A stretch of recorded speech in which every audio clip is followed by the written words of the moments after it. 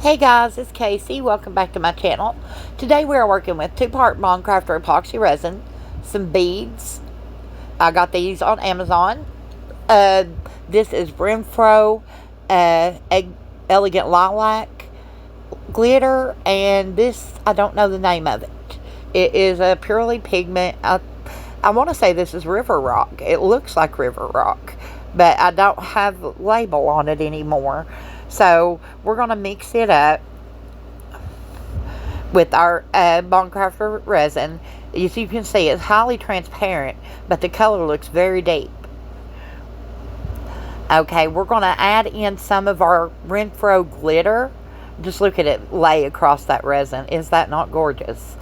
Okay, we're going to mix that in really well.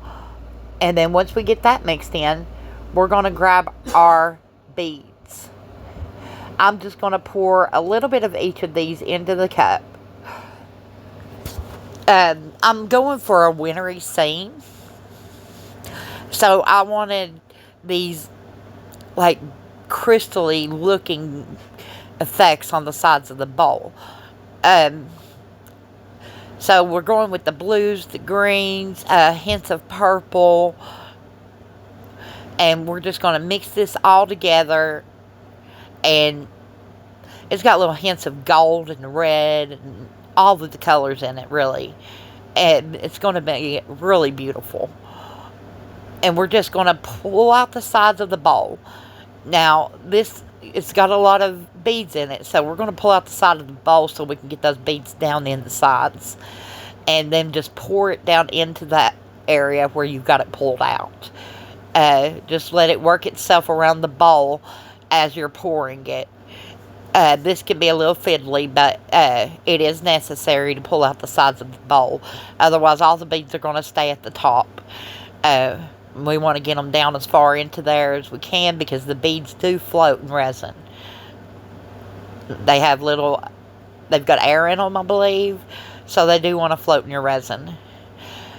But we're going to get all this resin out of this cup, make a mess on the back side of it, don't matter. We're okay with that. We're just going to get it all in there.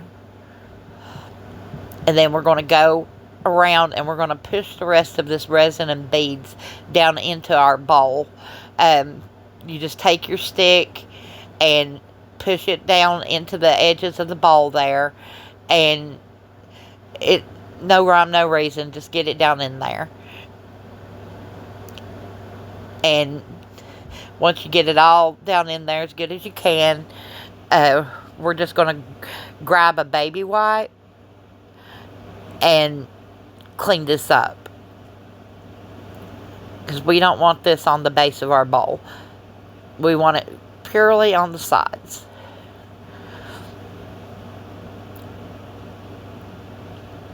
Okay, grabbing our baby wipe, cleaning up the base of this. Now, there is going to be some glitter stuck to the base, but we're going to get that as well. First, we're going to take our baby wipe and just wipe this base down really well and get any excess resin off of the base. And then we're just going to toss that baby wipe, and we're going to grab some cellophane tape, and we're going to pick up all that glitter that's stuck to the base of the bowl with the cellophane tape. As you can see, I'm trying to pick it up with my thumb, and it's just not happening. So I've grabbed me some tape. This is just resin tape. And I'm just going around the edge of the bowl, or the base of the bowl, and picking up that excess glitter that's stuck to the bowl. Once you get it all cleaned up, now you're going to come in with a layer of clear. I don't know if this was necessary or not, but I did put a little layer of clear around the edge. What I'm looking for is some seepage around the edges of the bowl. So what I'm going to do is I'm going to mix up my sterling lining from May Spring with my resin. Like I said, this is Bond Crafter. I do have a discount code in the description box for you guys. You get 20% off at bondcrafter.com if you use my code. And we're just going to pour this sterling lining on the base of the bowl. I did not mix up enough. So we're just going to spread this out and get it to cover as much of the bowl as we can. And we're hoping for some seepage around the edges of the bowl. We're wanting the sterling lining to kind of intermix with the beads. That's why I poured it at the same time as the beads, because I do want it to seep down a little bit, but I don't want it to take over. I still want to see the blue and the crystals and all that. That's why I put that layer of clear there, kind of hoping for a separation. And now I'm just spreading out my resin, trying to cover the entire base of the bowl.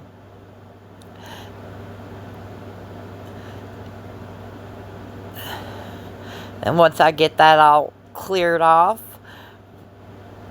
we're just going to let this guy set and cure. I'm actually going to put it in my Resiner's G3 curing machine. And 2 hours later, I'm back. My bowl is cured. And I'm going to finish off my bowl. I need a base on it. You see how those balls have floated up on the edges of my bowl. So we need a base on this. So we're going to add some of the sterling lining in with my polyurethane casting resin. And you seen that hole there.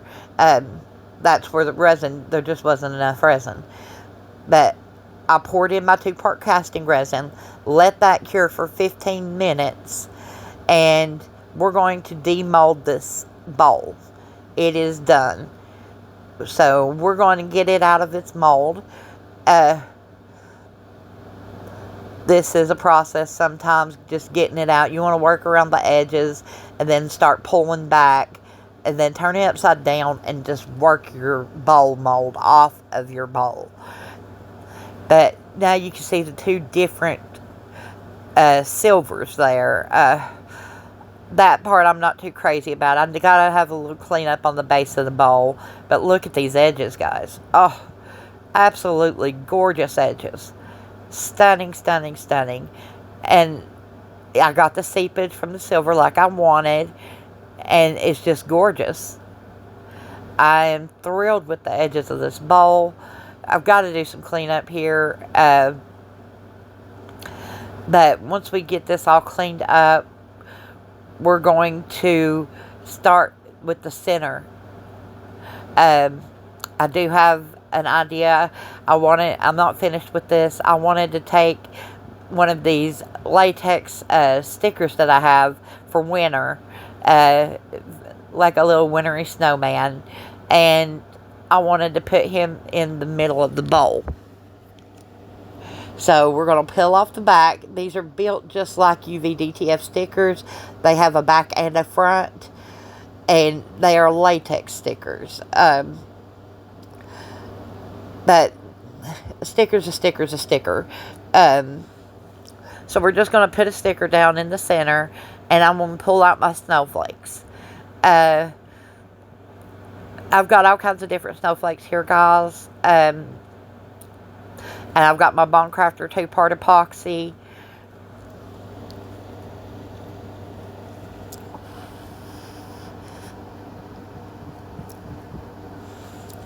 And I'm going to put my snowflakes down in the resin. Mix that up. I'm going to use 2 different colors of snowflakes here. And just mix those in really well. And then we're going to pour our snowflakes around the edges of this snowman.